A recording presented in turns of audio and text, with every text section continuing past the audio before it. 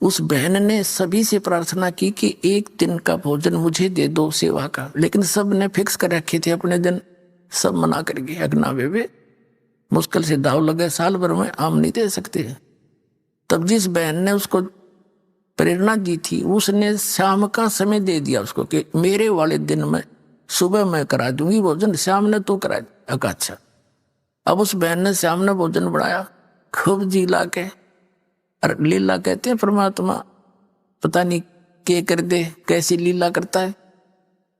उस बहन का बुखार हो गया, जोर का जबर हो गया, और इतना हो गया कि 10 कदम नहीं जा सकती। उसने भोजन बना के तैयार कर दिया, उस समय अचानक बुखार बन गया। और वो लड़का एक निकम्मे गिरोह में फंस रहा था, चोर उचक के डाकुओं में।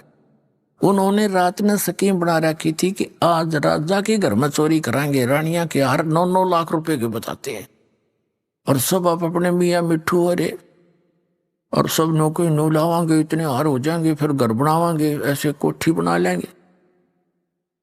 तो कहने लगे भाई रात ने 12 बजे इस मंदिर में आ जाइए। कोई बाहर जंगल में मंदिर था, उसके आसपास इकट्ठे हो जी, वहां से चलेंगे। तो सब चले गए अपने खाना खुना खा कर जल्दी आने के लिए। वो लड़का आ गया शाम को 7-8 बजे सी, उस दिन जल्दी आ गया। माँ ने कहा बेटा मेरी तबीयत होगी खराब, मैंने अपने गुरुजी का भोजन पहुंचाना था, मैं चल नहीं सकती, बेटा एक बार आश्रम में भोजन दिया तो महाराज जी भक्ता का। अब उसने सोची तू आश्रम में जाएगा और आने जाने में समय ना लग जा चाहता, और तू पीछे रह जा, वहां रात ने जा चोरी करने जाना है। मना कर दिया, कहने लगा माँ मैं नहीं भोजन दे के आऊंगा, और तू भी मत जाया कर वहां पर, पता नहीं दुनिया क्या क्या कहती है तेरे बारे में। उस माँ ने कहा बेटा मेरी इज्जत रख दे, तू आज हाथ जोड़ के तुमने समय मांगया है, और आगे मुझे कोई टाइम नहीं देगा। एक दिन का भी गुरुजी भूखे रह गए थे, और सब जा चुकी है वहां सत्संग में, मैं अकेली रहेगी पाछे। बेटा मैं चल नहीं सकती, बहुत कुछ कहा पर वो मानना नहीं। फिर वह रोने लगी बैठ के, हे भगवान आज किसे कर्म फूटे मेरे। तो उसने सोचा लड़के ने कि अब माँ रोएगी सारी रात, तो लगेंगी 10-20 मिनट आध घंटा, तो फटाफट पकड़ा है बहुत। वो लेकर अगला दे कहाँ है, वो उसने बांध कर रख रखा था कि लेकर। अब वो प्रतिदिन एक का प्रार्थना करा करती, परमात्मा मेरा तो एक हो बेटा, धन जो भी है वो सुधर जा। तो उन आश्रम वाले भक्तों ने माइयों ने सोचा, आकाश तो सुन दी भगवान गुरुजी ने। उसका लड़का लेके आ गया भोजन, रान लग गया तो फिर इस पर असर भी पड़ेगा। तो गुरुजी से बताया जी उसका रामो नाम था, रामो का लड़का आ गया, आपने बड़ी दया करी, बहुत रोया करती, इस बात की मारी किसी प्रकार सुधर जाओ। वो गया तो पूछा भी गुरुजी कहाँ है, भोजन कराना है, मेरी माँ तो बीमार होगी। भक्ता ने बताया गुरुजी स्नान करने जा रहे हैं, भाई 10 मिनट बैठ जा। वो बैठ गया, गुरुजी आ गए, भोजन रख दिया। फिर उन्होंने बताया जी ये रामो का लड़का है, और आपने बड़ी सुनियाती युवा आ गया आपके दर्शन करने के लिए। तो गुरुजी ने सोचा ला बेटा बालक से दो चार बातें बता दूं, इसका असर हो जा। कहने लगा बेटा भक्ति करते हैं, मनुष्य जीवन भगवान ने इसलिए दिया है, भक्ति करे, बुराइयां तो बच कर है, यो जीवन बार बार नहीं मिलता। वो लड़का बोला बाबा जी जल्दी रोटी खा, मैंने देर हो है, तेरे लेक्चरों की जरूरत नहीं। अब उसने सोचा भाई तो सचमुच निराय नकम्मा है, ठीक रो है लड़की। इसने ये महाराज जी के बोला अपने खा के खाना, और ले के वो बर्तन, और वो तो स्पीड खींच दी वापस, क्योंकि उसने तो रानिया के हार दिखे थे। अब रास्ते में उसका कांटा लग गया पैर में, और लग कर सूड़ की करकी टूट गई बबुल की। अब कदम नहीं रखा जा, एडी पंजा नहीं टेके, एडी एडी टेकता आवे, चल जा नहीं, धीरे धीरे आ रहा। उसकी आते ही वो बर्तन मारे पटक के, और लगा ऊट पटांग बकवाद करने अपनी माँ को, आज गया था तेरे सत्संग में, आज मेरे पैर में कांटा लग गया, और तू नो कह उड़े सब न सुख हो है, मेरा तो दुख हो गया, और आज पास से तू भी नहीं जाएगी उड़े, और मैं तो उधर मुंह करके भी ना सोऊं। क्योंकि उसने तो फिर नो हो गया कि तू जा नहीं सकता, भागना पड़े तो भाग नहीं सकता, चोरी कराएंगे तो सारे सांग करने पड़ेंगे। तो घना दुख मान रहा हो इस बात का।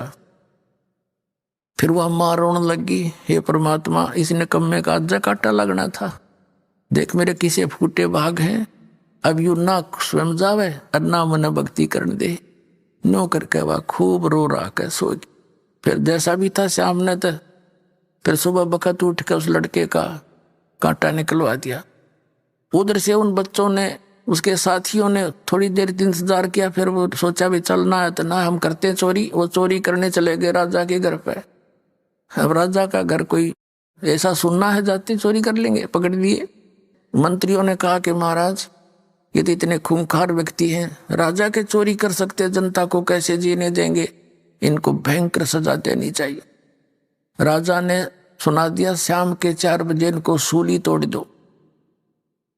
सूली तोड़ा करते एक चक्का सा होता था, चक्की के सपाट उसके बीच में एक सरिया सा होता था, नुकीला भाले जैसा, और वो ऐसे वो चक्का उसको पर बैठा दिया करते थे, और वो चक्का नीचे नचाला करता सुराख में से, और वो भाला ऊपर नाता था, उसके नीचे से लेकर उसके सिर में का निकल जाता था, और रो रो कर तड़प तड़प कर मरता था। उसको इतनी भयंकर सजा दी जाती थी।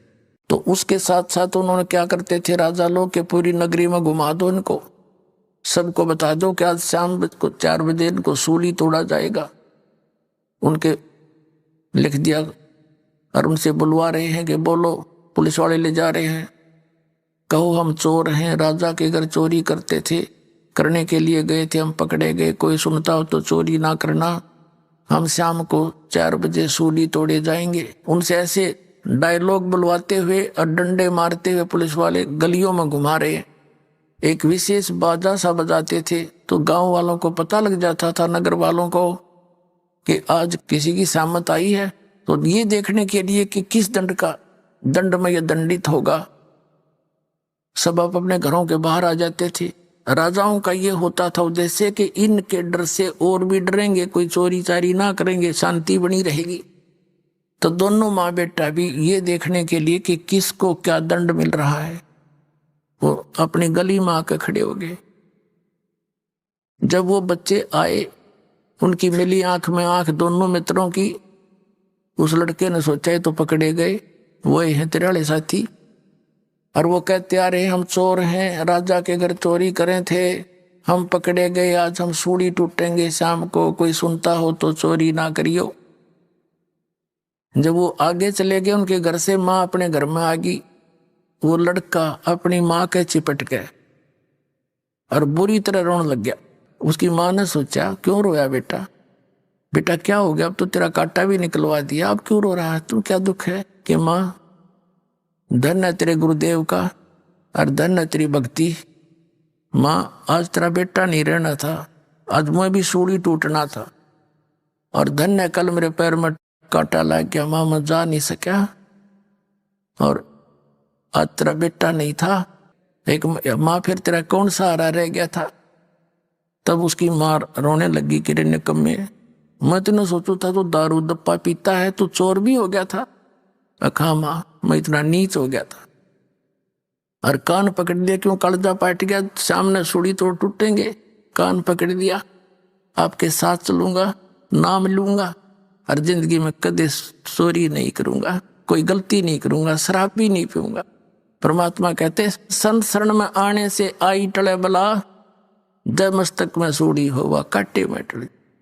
तो पुण्यात्माओं, आप परमात्मा की शरण में आए हो, विश्वास के साथ लगे रहना। ये क्यों डूम बांट के गीत नहीं, ये उस परम पिता का बोला हुआ शब्द जो दास आपको बता रहा हूं, और सारे सत्य होंगे। विश्वास के साथ लगे रहना। बोलो सतगुरुदेव।